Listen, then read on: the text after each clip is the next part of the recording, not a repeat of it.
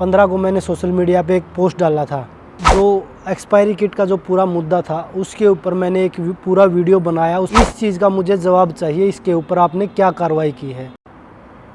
नमस्कार दोस्तों, आप सबको पता है एक न्यूज़ आ रही है कल से, मेरे पास भी ईमेल आया है नाडा की तरफ से कि आपके ऊपर 4 साल का बैन लगाया गया है। तो मैं पूरे देशवासियों को भी बताना चाहता हूँ कि जो नाडा का व्यवहार है, पिछले 13 दिसंबर 2023 को वो मेरे पास आए थे।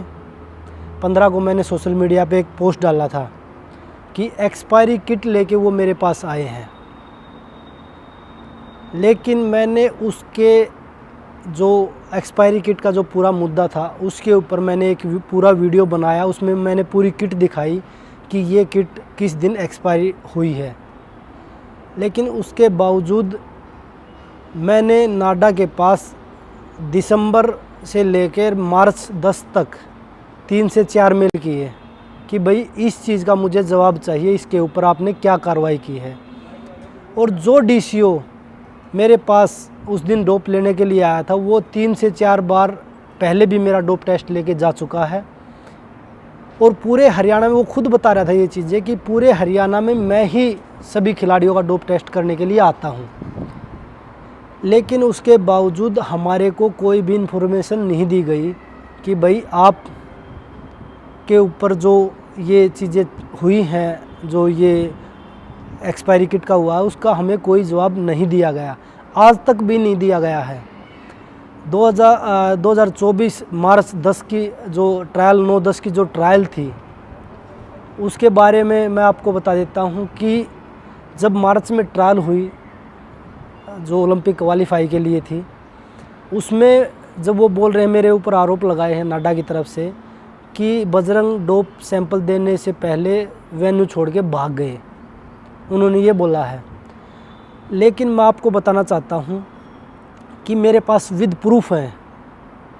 मैंने वो कुश्ती के बीच में आए मेरे पास, उसके बाद मेरी एक और कुश्ती थी। रूल के हिसाब से मैं आपको बताऊँ तो कुश्ती के बीच में आपके पास कोई भी डोप लेने के लिए नहीं आ सकता।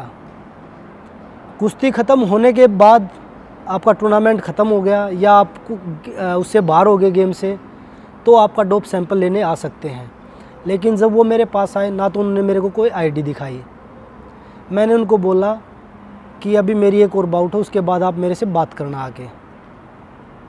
लेकिन मैं जब उन्होंने सरकारी डॉक्टर बैठता था वहाँ पे, जो सरकार ने अपॉइंट कर रखा, साई द्वारा वहाँ पे बिठा रखा था, मैंने उनसे मेडिकल बनवाया। उसके बाद उसमें टाइम नोट भी है कि भाई किस टाइम मैंने मेडिकल बनवाया और किस टाइम मैंने जो वहाँ पे जो कोचेज़ बैठे, जो टीम बना रखी थी कि भाई उनको मेडिकल देना है, उनके पास वो मेडिकल दिया। उसके बाद मैंने वेन्यू छोड़ा। उसके बीच में मेरे पास कोई भी नाडा की तरफ से डीसीओ इन्फॉर्मेशन देने या आपका डोप टेस्ट होगा मेरे पास नहीं आया। उसके बाद फिर उन्होंने एक पैनल बनाया, पैनल में मेरी हीयरिंग हुई, उस पैनल ने मुझे बहाल कर दिया। उसके बाद दोबारा से 1-2 महीने बहाल करने के बाद दोबारा से फिर एक और पैनल बनाया गया, मुझे फिर सस्पेंड कर दिया गया। उसके बाद मैंने अभी पैनल में जो जवाब दिए, उसके बाद पैनल का कल डिसीजन आया कि आपके ऊपर 4 साल का बैन लगा रहे हैं। लगा नहीं रहे, लगा दिया है। तो मैं पैनल से पहले वो बहाल करते हैं, फिर दूसरा पैनल बनाते हैं, उसमें फिर सस्पेंड कर देते हैं, फिर वो बैन लगा देते हैं। तो मैं आपके माध्यम से ये पूछना चाहता हूँ कि क्या ये कसूर महिला खिलाड़ियों के साथ खड़े होने का है कि भाई हम उनके साथ क्यों खड़े हुए। ये पूरा आंदोलन के टाइम से ही चल रहा है। आंदोलन के समय जब हम प्रोटेस्ट कर रहे थे महिला खिलाड़ियों के साथ में, उस समय मेरा 6 बार सैंपल हुआ और मैंने एक बार भी मना नहीं किया। उस समय भी हम टूर्नामेंट नहीं खेल रहे थे। अगर हमारे मन में ये चीज़ें होती तो हम उस समय भी मना कर देते, लेकिन तब भी हमने बोला था कि हमें टारगेट किया जा रहा है सरकार के द्वारा। उसके बाद जब वो एक्सपायरी किट का मामला आया, जब हमने आवाज़ उठाई और वो हमने प्रूफ हो गया, उस सिस्टम से हमारा विश्वास बिल्कुल उठ गया कि जो ये सिस्टम चल रहा है, जब आप इतने बड़े बड़े खिलाड़ियों के साथ ऐसा हरकत कर सकते हैं, ऐसी बेहुदा हरकत कर सकते हैं, तो आपके ऊपर कौन विश्वास करेगा।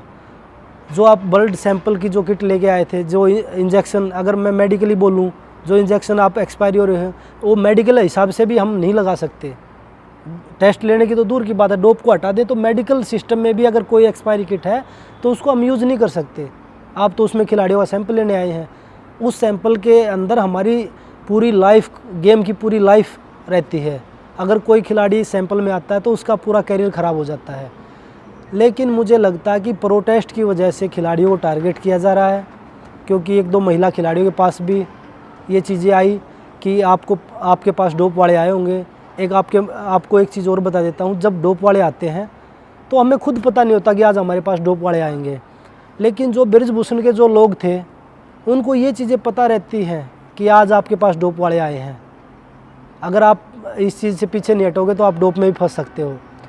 तो ये बड़ी शर्म की बात है हमारे देश में कि जो देश की बेटियां अपने लिए न्याय मांग रही थी, जो किसान भाई अपने लिए न्याय मांग रहे हैं कि भाई हमें अपनी फसल का न्यूनतम मूल्य दीजिए, उनको न्याय नहीं मिला, उनको लाठी डंडे मिल रहे हैं, उनको रोड पे घसीटा जा रहा है। और उसके बाद हमें डरा धमका के सरकार ये चाह रही है कि हम डरा के धमका के हम इन लोगों को पीछे कर देंगे। तो हम ना तो डरेंगे ना हम झुकेंगे। जो सच्चाई की लड़ाई है वो लड़ते रहेंगे, पहले भी लड़ रहे थे, आज भी लड़ रहे हैं और आगे भी लड़ते रहेंगे।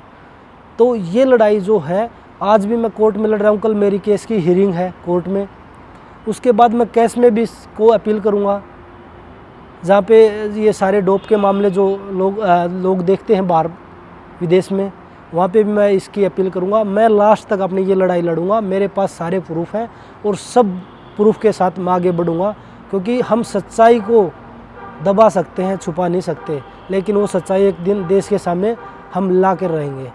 धन्यवाद।